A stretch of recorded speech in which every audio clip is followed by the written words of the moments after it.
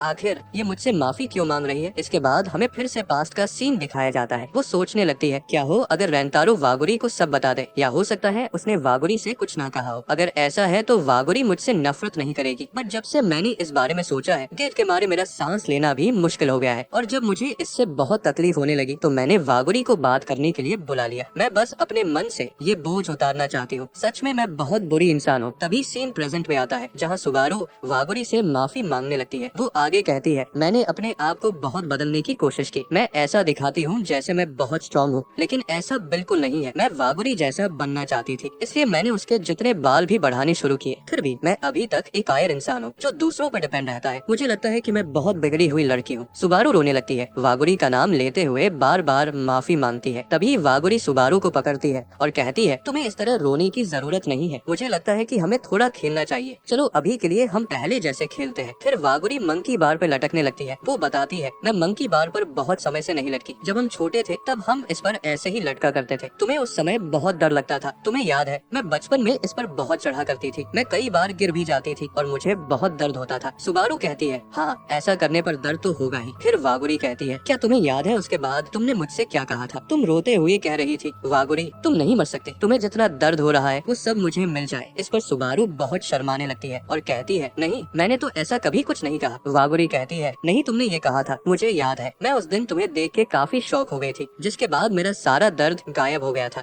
वागुरी कहती है, सच बताओ तुम बचपन से ही बहुत अच्छी थी। सुबारू जवाब देती है, मुझे ऐसा बिल्कुल नहीं लगता। मैं तो तुम पर सिर्फ बोझ बनती हूँ। तुम बहुत दयालु हो, इसलिए तुमने मुझे साथ रखा। लेकिन वागुरी कहती है, नहीं ऐसा बिल्कुल नहीं है। उस दिन मेरी लापरवाही की वजह से ही मैं मंकी बार से नीचे गिर गई थी और तुम मुझे डांटने के बजाय मेरे लिए रोने लग गई थी। और जब तुम मेरे लिए बहुत रो रही थी तब मुझे बहुत खुशी हुई। सुबारू तुम ही थी जो हमेशा मेरे साथ थी। मैंने हमेशा से तुम्हें बहुत चाहा है। जिसके बाद सुबारू थोड़ी भावुक होने लगती है। फिर वागुरी कहती है, सुबारू मैं तुमसे बहुत प्यार करती हूँ। सुबारू सोचती है, सच में वागुरी हमेशा से ऐसी ही है। वो सबके बारे में अच्छा ही सोचती है। उस दिन से ही वो मुझे ये सब बताना चाह रही थी, पर अब लगता है मुझे समझ आ गया है कि मुझे क्या करना है। जिसके बाद वो वागुरी को कस के गले लगा लेती है और ये सीन सच में बहुत प्यारा होता है। फिर सुबारू कहती है, मैंने उस दिन रेंतारो को बताया था कि तुम एक स्कॉलरशिप स्टूडेंट हो, इसलिए चिदोरी के किसी भी लड़के को तुमसे नहीं मिलना चाहिए। पर वागुरी मैं तुमसे पूछना चाहती हूँ, तुम क्या करना चाहती हो? तब वागुरी कहती है, मुझे माफ करना सुबारू, पर मैं सच में रेंतारो से मिलना चाहती हूँ। फिर सुबारू कहती है, मुझे तुमसे एक बात और पूछनी है। वागुरी कहती है, हाँ पूछो। सुबारू पूछती है, सच सच बताना, क्या तुम रेंतारो को पसंद करती हो? वागुरी जवाब देती है, हाँ तुमने सही कहा, मुझे लगता है कि मैं रेंतारो से प्यार करने लगी हूँ। ये सुन के सुबारू थोड़ी खुश होती है। फिर वो आगे बताती है, जब मैंने रेंतारो से कहा था कि वो तुमसे मिलना बंद कर दे, तब तुम्हें पता है उसने क्या जवाब दिया? उसने कहा, सॉरी मैं ऐसा बिल्कुल नहीं कर सकता। ये सुनकर वागुरी बहुत हैरान हो जाती है और थोड़ा शर्माने लगती है, क्योंकि उसे पता चल जाता है कि रेंतारो को भी उसके लिए फीलिंग्स है। तभी फिर से हमें पास्ट की कुछ झलक दिखाई जाती है। सुबारू सोचती है, मैं अपने आप को कभी इतना दयालु नहीं मान सकती। मैं अभी भी एक डरपोक हूँ। बट इसके बावजूद वागुरी ने मुझसे कहा कि वो मुझसे प्यार करती है। वो हमेशा से ही मुझ पर भरोसा करती थी। फिर छोटी वाली सुबारू एक तरफ इशारा करती है जहाँ वागुरी खड़ी हुई थी। तब सुबारू उसकी तरफ भागते हुए कहती है, अब चाहे कुछ भी हो जाए मैं भी वागुरी पर पूरा भरोसा करूंगी। मैं हमेशा उसके साथ ही रहूंगी और उसके बाद मैं भी तुम्हारे साथ सर उठा के चलना चाहूंगी। इसके बाद दोनों के बीच का सारा बोझ खत्म हो जाता है। वे दोनों घर जाने लगती है। तभी वागुरी अपने मोबाइल में कुछ देखती है और बहुत हैरान हो जाती है। सुबारू पूछती है, क्या हुआ? तुम इतनी सीरियस क्यों लग रही हो? वागुरी बताती है, रेंतारो ने मुझे मैसेज भेजा है। इसके बाद हमें रेंतारो दिखाया जाता है। वो बहुत डरा हुआ है और सोच रहा है, अरे नहीं, क्या मैंने मैसेज भेजकर कुछ गलत तो नहीं कर दिया? वो सोचता है, उस दिन से मैंने इसके बारे में बहुत सोचा। मुझे लगता है कि मुझे सुबारू से एक बार और बात करनी चाहिए, पर मेरे पास उससे मिलने का कोई तरीका नहीं है। अच्छा यही है कि मैं डायरेक्ट वागुरी से ही पूछ लूं। पर काफी देर हो गई, उसका अभी तक कोई रिप्लाई नहीं आया। तभी अचानक वागुरी का कॉल आता है। रेंतारो डर जाता है और सोचता है, मैं इसके लिए बिल्कुल भी तैयार नहीं था। फिर भी डरते हुए वो कॉल उठाता है। वागुरी पूछती है, आखिर तुम्हें मुझसे क्या बात करनी है? रेंतारो कहता है, एक्चुअली मुझे किसी बारे में सुबारू से बात करनी है। वागुरी हंसते हुए कहती है, अच्छा ऐसा है क्या? सुबारू मेरे साथ ही है। लो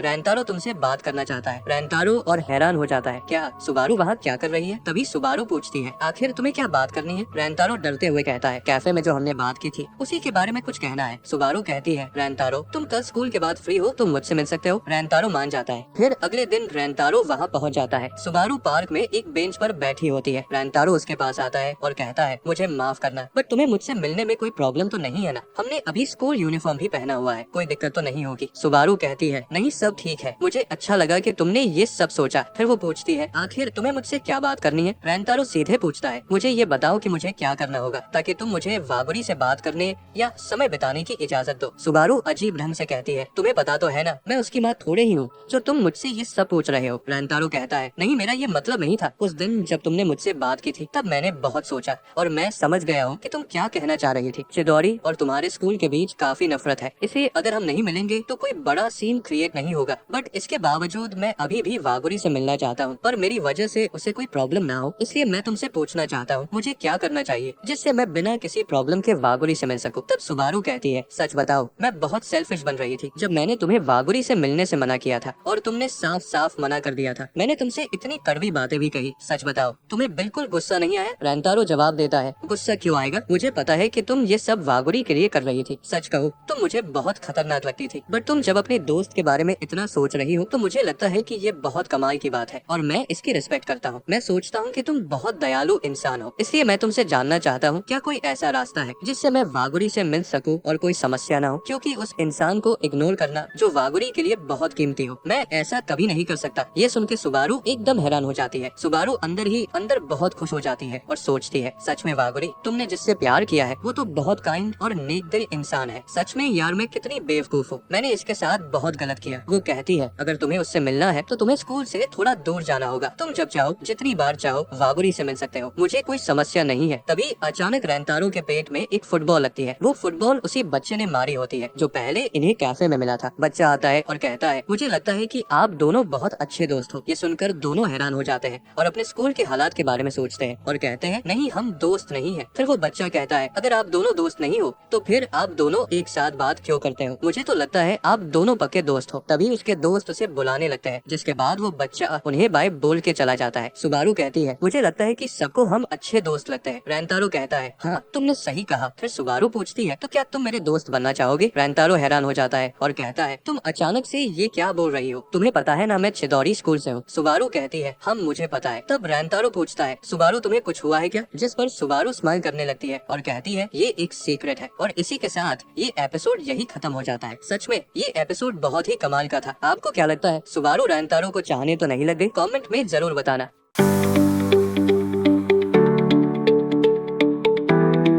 को याद करने लगता है जब उसने अपने दोस्तों से सारी बातें बताने से मना कर दिया था, क्योंकि उसने ऐसा पहले कभी नहीं किया था। एक तरह से देखा जाए तो उसके दोस्त भी वहाँ काफी हैरान हो गए थे। इसमें वो अपने आप को ही कोसने लगता है। तभी रेंतारो के पास वागुरी का मैसेज आता है। वागुरी पूछती है, आखिर तुम्हारी सुबारू के साथ मीटिंग कैसी रही? रेंतारो जवाब देता है, वो काफी अच्छी थी। वो माफी मांगता है कि उसने कैफे वाली बात को सीक्रेट रखा। वागुरी कहती है, कोई बात नहीं, पर अच्छा हुआ कि सुबारू को हमारे बारे में पता चल गया। रेंतारो को ये सारी बातें सुनकर थोड़ा अजीब लगता है। इसके बाद वो अपने दोस्तों को लेकर फिर से उदास हो जाता है। फिर हमें स्कूल का सीन दिखाया जाता है जहाँ ओसामी बहुत सैड लग रहा है। वो कहने लगता है, अबे यार, आज इस रेंतारो को क्या हो गया है, कुछ समझ में नहीं आ रहा। बाकी लोग समझ नहीं पाते कि वो क्या बात कर रहा है। तभी ओसामी रेंतारो की तरफ इशारा करते हुए कहता है, देखो उसे, आज वो कुछ अजीब हरकतें नहीं कर रहा है। उसे देखकर साफ लग रहा है कि उसका ध्यान गेम पर बिल्कुल भी नहीं है, क्योंकि ना तो वो फील्डिंग अच्छे से कर पा रहा है और ना ही बैटिंग। उसे 2-4 बार तो बॉल भी लग चुकी है। ओसामी आगे कहता है, मुझे पता है कि रेंतारो पढ़ाई में कमजोर है, लेकिन स्पोर्ट्स में तो वो काफी अच्छा है। पता नहीं उसे क्या हो गया है। वो बताता है, आज क्लास में भी वो काफी अजीब हरकतें कर रहा था और बार बार पेन की किट से मेरा आज दिमाग खराब कर दिया। मैंने उससे क्लास में पूछा भी था, तुझे कोई प्रॉब्लम तो नहीं है ना? और वो घबराते हुए बोला, नहीं, मुझे कोई प्रॉब्लम नहीं है। ओसामी कहता है, तुम दोनों को समझ में आ गया होगा कि मैं क्या कहना चाह रहा हूँ। बाकी दोनों भी कहते हैं, हाँ भाई, समझ गए हम। तभी ओसामी कहता है, मेरे पास इस प्रॉब्लम को सॉल्व करने का धमाकेदार प्लान है। देखो अब मैं क्या करता हूँ। और हम देखते हैं कि वे सभी रेंतारो का पीछा करने लगते हैं और सोचते हैं कि इससे वो जान पाएंगे कि आखिर उसे हुआ क्या है। ओसामी साकू को कहता है, तुझे अब माफी मांग लेनी चाहिए। साकू माफी मांगना तो चाहता था, लेकिन उसकी अभी हिम्मत नहीं हो रही थी। अयातो कहता है, साकू और रेंतारो दोनों ही जिद्दी है, ये एक दूसरे से कभी बात नहीं करेंगे। ओसामी कहता है, हाँ सही कहा भाई तुमने। तभी वो देखता है कि रेंतारो एक गली में जा रहा होता है, जिसके बाद वो भी उसके पीछे पीछे चल देते हैं। वे लोग काफी देर तक रेंतारो का पीछा करते हैं और सोचने लगते हैं कि आखिर वो और कितनी दूर जाने वाला है, और ये सीन सच में काफी फनी होता है। इसके बाद हम देखते हैं रेंतारो एक पार्क में जाकर किसी का इंतजार करने लगता है। बाकी लोग सोचने लगते हैं आखिर ये रेंतारो यहाँ क्या कर रहा है। तभी वहाँ सुबारू और वागुरी आ जाती है, और भाई ये सीन देख के तो तीनों दोस्त काफी ज्यादा हैरान हो जाते हैं, सच में बहुत ज्यादा हैरान। इसके बाद हमें एक रेस्टोरेंट का सीन दिखाया जाता है जहाँ वागुरी, सुबारू और रेंतारो एक साथ बैठे हैं। वागुरी वहाँ बड़े मजे से खाना खा रही थी और सुबारू कॉफी पी रही थी और रेंतारो कोल्ड ड्रिंक पी रहा था। तभी रेंतारो कहता है मुझे माफ करना, मैं तुम्हें इतना परेशान कर रहा हूँ, मेरी वजह से तुम्हें इतनी दूर आना पड़ा। वागुरी जवाब देती है नहीं, ऐसी बात बिल्कुल नहीं है, मैं तो बहुत खुश हूँ क्योंकि इस बहाने मैं तुमसे इतना मिल तो पाई। ये कहकर उसे एहसास होता है कि उसने कुछ ज्यादा बोल दिया, जिसपे वो शर्मा कर चुप हो जाती है और उन बातों को याद करने लगती है जब सुबारू ने कहा था रेंतारो तुमसे मिले बिना नहीं रह सकता। ये बातें सोचते हुए वागुरी और भी ज्यादा शर्मा जाती है और उसे देख के सुबारू काफी वियर्ड सा फेस बनाने लगती है। तभी हम देखते हैं कोई पीछे बहुत जल रहा होता है और हम देखते हैं कि ओसामी वहाँ सब देख रहा होता है। वो तो बहुत ज्यादा गुस्सा हो रहा था क्योंकि रेंतारो इतने टाइम से दो लड़कियों से बात कर रहा था। वो सोचता है हम तो एक भी लड़की से बात नहीं कर पाते और रेंतारो दो लड़कियों से बात कर रहा है, और अयातो तो भाई वहाँ खाना ऑर्डर करने लगता है मानो उसे इससे कोई फर्क ही नहीं पड़ा हो। तभी साको उन दोनों को थोड़ा धीरे बोलने के लिए कहता है, पर ओसामी तो भाई और भी ज्यादा तेज बोलने लगता है और ये सीन भाई काफी फनी होता है। साको वहाँ पे सोचने लगता है रेंतारो आखिर कियो हाई स्कूल की दो लड़कियों के साथ क्या कर रहा है। इनमें वागुरी का तो चलो कोई नहीं, बट वो सिल्वर बालों वाली सुबारू का सीन मुझे समझ नहीं आया। उसे तो चिदोरी से नफरत है, फिर वो यहाँ क्या कर रही है। तभी सुबारू कहती है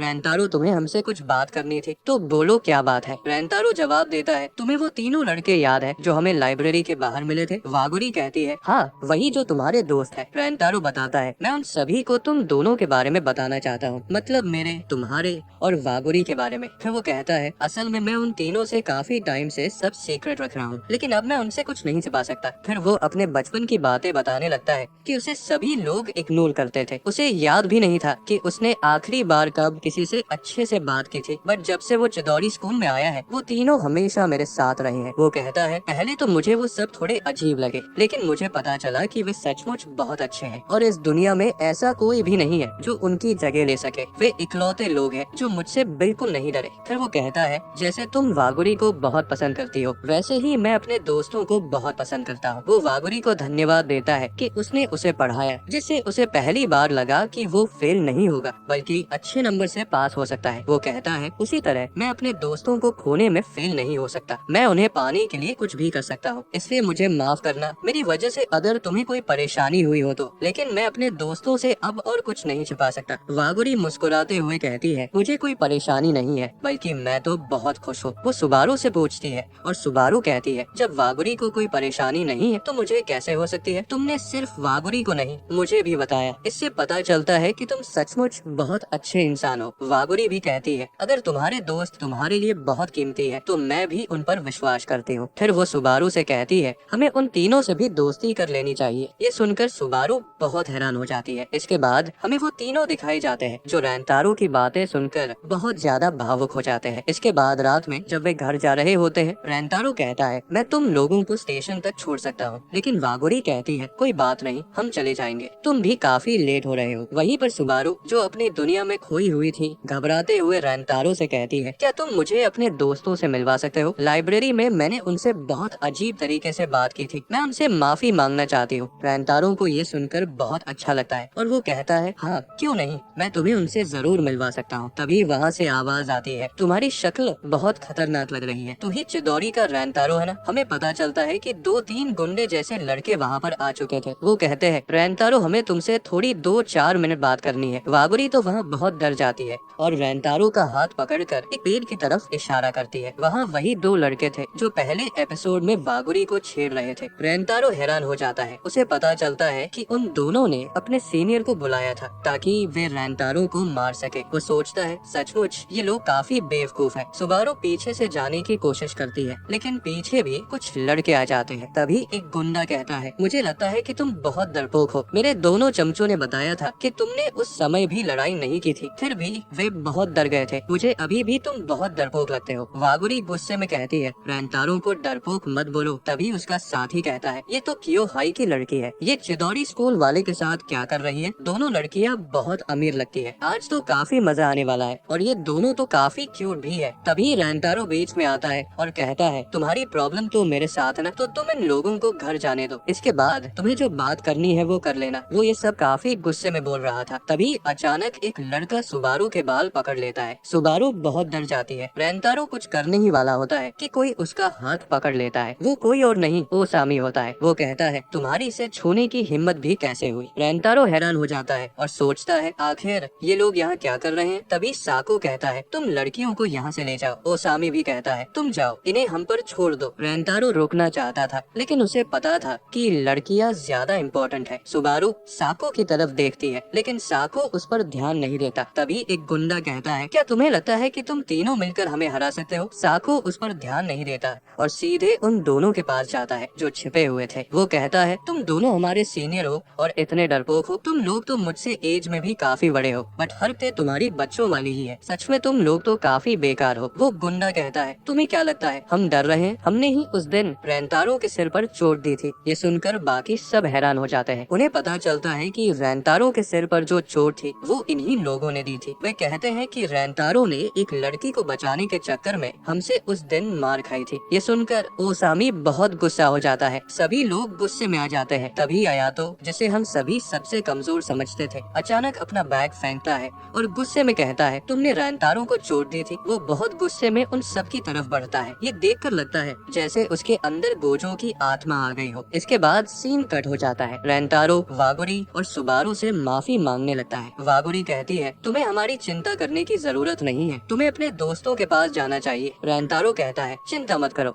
वे सीनियर्स बुरी तरह पिटने वाले हैं। तभी आयातो का फोन आता है। रेंटारो पूछता है वहाँ सब ठीक तो है ना। आयातो कहता है हाँ भाई यहाँ सब ठीक है और अभी हम सभी घर जा रहे हैं, कल स्पोर्ट्स फेस्टिवल में मिलते हैं। फिर हमें वो सीन दिखाया जाता है जहाँ आयातो ने अकेले ही सभी गुंडों को पीट दिया था, उसे एक खरोच तक नहीं आई थी। ओसामी कहता है भाई तुम तो सच में काफी स्ट्रॉन्ग हो। साकू कहता है बट इसके बावजूद इसे फाइट करना पसंद नहीं है। आयातो जवाब देता है हाँ मुझे लड़ाई पसंद नहीं है लेकिन अगर मेरे दोस्त की बात आएगी तो मैं जरूर लड़ूंगा। वो फिर उस गुंडे के पास जाता है और कहता है मुझे माफ करना, मैंने तुम्हारी पिटाई की। और हाँ रेंटारो कोई बेवकूफ नहीं है, वो सबसे कूल बंदा है। इस बार तो तुमने रेंटारो से पंगा ले लिया, अगली बार अगर तुमने ऐसा किया तो तुम आगे तो सब समझ ही गए होगे, मैं तुम्हें बहुत बुरी तरह मारूंगा। इस सीन को देख के मुझे तो आयातो एकदम खतरनाक बंदा लगा। इसके बाद वो नॉर्मल हो जाता है जैसे कुछ हुआ ही नहीं। फिर सभी अपने घर चले जाते हैं। इसके बाद हमें फेस्टिवल का सीन दिखाया जाता है जहाँ रेंटारो बहुत खराब खेल रहा था। उसके क्लासमेट्स उस पर चिल्ला रहे थे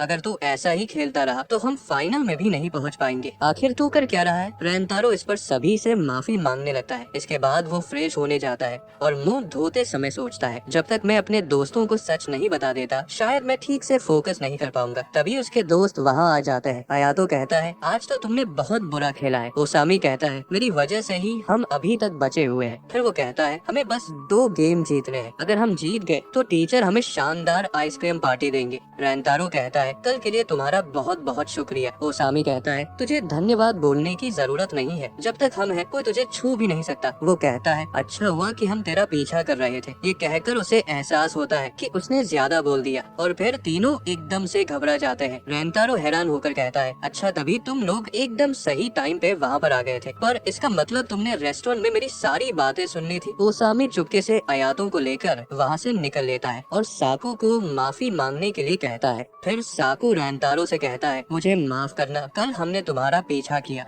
और तुम्हारी सारी बातें भी सुनी और उन सब चीजों के लिए भी सॉरी जो मैंने तुमसे उस दिन कह दी थी। फिर रेंटारो कहता है अरे नहीं तुम क्यों माफी मांग रहे हो, माफी तो मुझे मांगनी चाहिए। और इसके बाद साको कहता है नहीं मुझे माफी मांगनी चाहिए और रेंटारो कहता है नहीं मुझे माफी मांगनी चाहिए। और ये सब काफी काफी देर तक चलता रहता है। तभी साको को रियलाइज होता है कि रेंतारो हमेशा से ही सारा ब्लेम अपने ऊपर ले लेता है। फिर वो कहता है, रेंतारो अब जो मैं कहने जा रहा हूँ उसे ध्यान से सुनना, मैं फिर दोबारा कभी नहीं कहूँगा। वो कहता है, कल तुमने जो कुछ भी कहा उससे मुझे बहुत खुशी हुई। मुझे पता है मैं काफी जिद्दी हूँ, बट फिर भी मैं तुम तीनों पर बहुत भरोसा करता हूँ। मैं उन दोनों लड़कियों की भी काफी रिस्पेक्ट करता हूँ, वे हमेशा एक दूसरे पे ट्रस्ट करती है, सो प्लीज तुम हम पर ट्रस्ट कर सकते हो। और भाई ये सब सुन के रेंतारो काफी इमोशनल हो जाता है और वही बैठ जाता है। वहीं पर ओसामी और आयातो डर रहे थे कि कहीं ये दोनों फिर से लड़ने ना लगे, लेकिन तभी वे देखते हैं कि रेंतारो और साको की दोस्ती हो गई है। ये देख के वो काफी खुश होते हैं। इसके बाद अब रेंतारो गेम पर फोकस कर पाता है। वो एक शानदार शॉट मारता है जो परफेक्ट होम रन होता है। वो भागते हुए आसमान की तरफ देखता है, आसमान भी उसके दिल की तरह शांत था। उसे बहुत अच्छा लगता है। आखिरकार वे लोग गेम जीत जाते हैं। सभी बहुत खुश होते हैं। टीचर को भी पता चलता है कि चारों फिर से दोस्त बन गए हैं। ये देखकर टीचर को भी बहुत अच्छा लगता है। इसके बाद हम ओसामी को देखते हैं जो आइसक्रीम खाते हुए बहुत रो रहा होता है। वो कहता है, मेरी गलती की वजह से आज हमारी पूरी क्लास आइसक्रीम पार्टी नहीं कर पाई। उसका दोस्त कहता है, अब रो मत यार, हम आइसक्रीम तो खा ही रहे हैं। फिर ओसामी कहता है, पार्टी तो तब मानी जाएगी जब सूका चान इसके पैसे दे। अगर मैंने उस दिन अच्छे से फील्डिंग की होती तो हमारी टीम सेकंड नहीं आती। तभी आइसक्रीम शॉप वाली आंटी उसे थोड़ी एक्स्ट्रा आइसक्रीम देती है,